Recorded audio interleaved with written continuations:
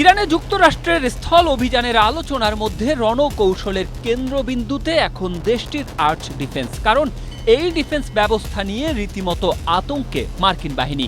এখন প্রশ্ন হচ্ছে, এই আর্চ ডিফেন্স আসলে কি, যার জন্য প্রবল প্রতাপশালী মার্কিন বাহিনীও আতঙ্কে?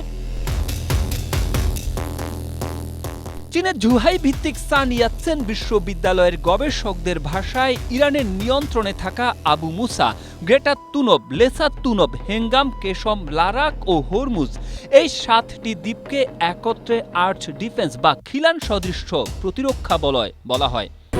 স্ট্রবেরি সুপার ডটেড ও ক্লাসিক ভ্যারিয়েন্টে সেন্সেশন জাগুক শিহরণ। এদিকে ওয়াশিংটন পোস্টের খবরে বলা হয়েছে, 4 সপ্তাহের স্থল অভিযানের প্রস্তুতি নিয়ে রেখেছে পেন্টাগন। এই পরিকল্পনার আওতায় হরমুজ প্রণালীর নিকটবর্তী উপকূলীয় এলাকা এবং ইরানের অর্থনীতির প্রাণকেন্দ্র খার্ক দ্বীপে ঝটিকা অভিযানের সম্ভাবনা রয়েছে। প্রতিবেদন অনুযায়ী অভিযানে মার্কিন স্পেশাল অপারেশনস এবং প্রথাগত পদাতিক বাহিনী অংশ নিতে পারে।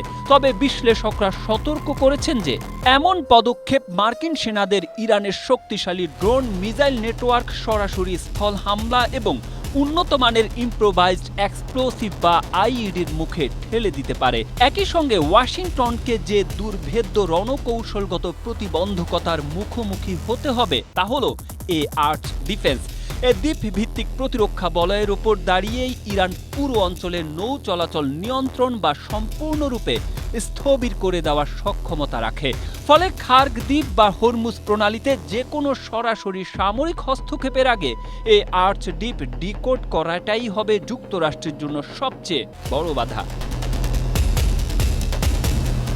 যুক্তরাষ্ট্রের প্যাসিফিক কমান্ডের জয়েন্ট ইন্টেলিজেন্স সেন্টারের সাবেক পরিচালক ও সামরিক বিশ্লেষক কার্ল শুস্টার বলেন, এই দ্বীপগুলো দখল করতে গেলে যুক্তরাষ্ট্রকে পূর্ণ শক্তি প্রয়োগ করতে হবে। দ্বীপগুলোতে সেনা নামানোর 2টি পথ রয়েছে, আকাশপথ ও সমুদ্রপথ।